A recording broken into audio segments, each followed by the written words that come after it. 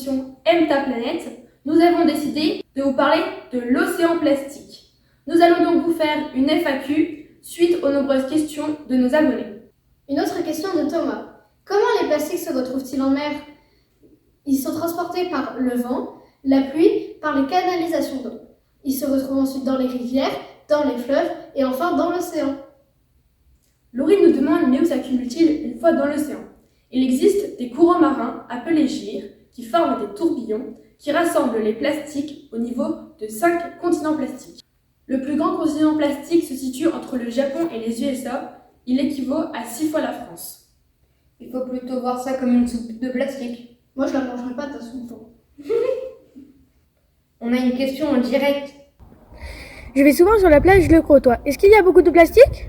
Justement, retrouvons les éco-délégués du collège Sainte-Colette sur la plage de Saint-Firmin-les-Crotoy. Bonjour, nous sommes ici sur la plage du Crotoy dans le cadre de Plastique à la loupe et de Tara Océan pour venir prélever des micro, méso et macroplastiques. C'est un protocole qui a été donné par les scientifiques de Tara Océan.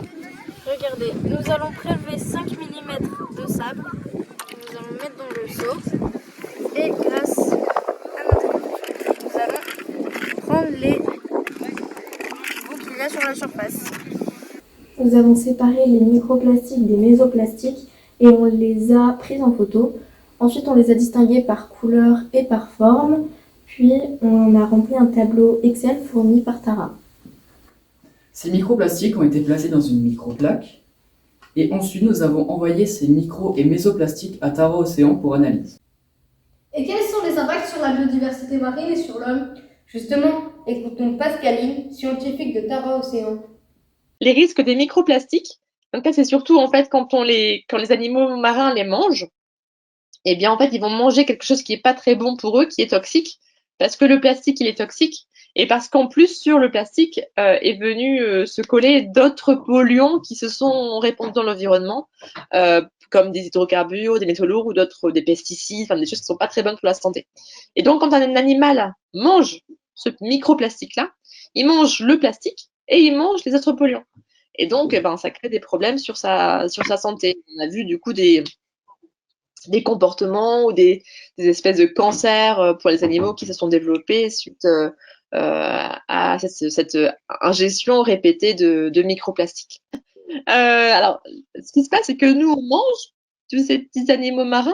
On mange les moules, on mange les huîtres, on mange les poissons, etc. Et donc, on va se retrouver aussi avec du plastique dans notre corps.